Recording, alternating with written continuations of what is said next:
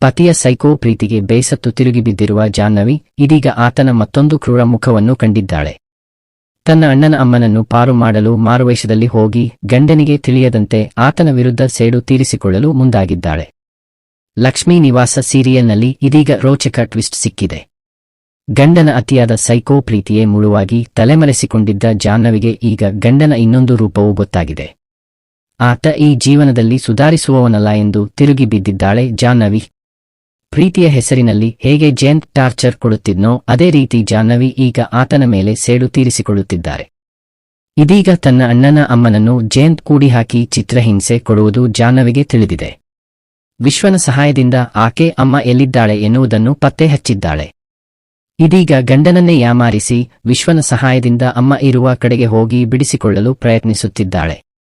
ಈ ಸಂದರ್ಭದಲ್ಲಿ ಆಕೆ ರೆಬಲ್ ಆಗಿದ್ದಾಳೆ.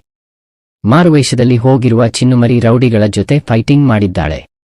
ಅಷ್ಟಕ್ಕೂ ಇದಾಗಲೇ ಹಲವಾರು ಸೀರಿಯಲ್ಗಳಲ್ಲಿ ನಾಯಕಿಯರು ರೌಡಿಗಳ ಜೊತೆ ಫೈಟಿಂಗ್ ಮಾಡಿರುವುದನ್ನು ನೀವು ನೋಡಿರುತ್ತೀರಿ. ವೀಕ್ಷಕರ ಪೈಕಿ ಹೆಚ್ಚಿನವರು ಮಹಿಳೆಯರೇ ಆಗಿರುವ ಕಾರಣದಿಂದ ಈ ರೋಚಕತೆಯನ್ನು ಧಾರಾವಾಹಿಗಳಲ್ಲಿ ತರಲಾಗುತ್ತದೆ. ಅದೇ ರೀತಿ ಈಗ ಲಕ್ಷ್ಮೀ ನಿವಾಸದಲ್ಲಿಯೂ ಫೈಟಿಂಗ್ ದೃಶ್ಯವನ್ನು ಸೇರಿಸಲಾಗಿದೆ. ಗಂಡನಿಗೆ ಡೌಟೇ ಬಾರದಂತೆ ರೀ ಎನ್ನುತ್ತಲೇ ಗಂಡನ ವಿರುದ್ಧ ಸೇಡು ತೀರಿಸಿಕೊಳ್ಳಲು ಹವಣಿಸುತ್ತಿರುವ ಜಾಹ್ನವಿಯ ರೆಬಲ್ ರೂಪ ನೋಡಿ ವೀಕ್ಷಕರಂತೂ ಫುಲ್ ಖುಷ್ ಆಗಿದ್ದಾರೆ. ಅದೇ ಇನ್ನೊಂದೆಡೆ ವಿಶ್ವನ ಅಮ್ಮನ ಸಾಯಿಸಿದ್ದು ವಿಡಿಯೋ ಮಾಡಿಕೊಂಡು ಬ್ಲ್ಯಾಕ್ ಮೇಲ್ ಮಾಡುತ್ತಿದ್ದ ಸಂತೋಷ್ ಜಯಂತ್ ಕೈಯಲ್ಲಿ ಸಿಕ್ಕಿಬಿದ್ದಿದ್ದಾನೆ.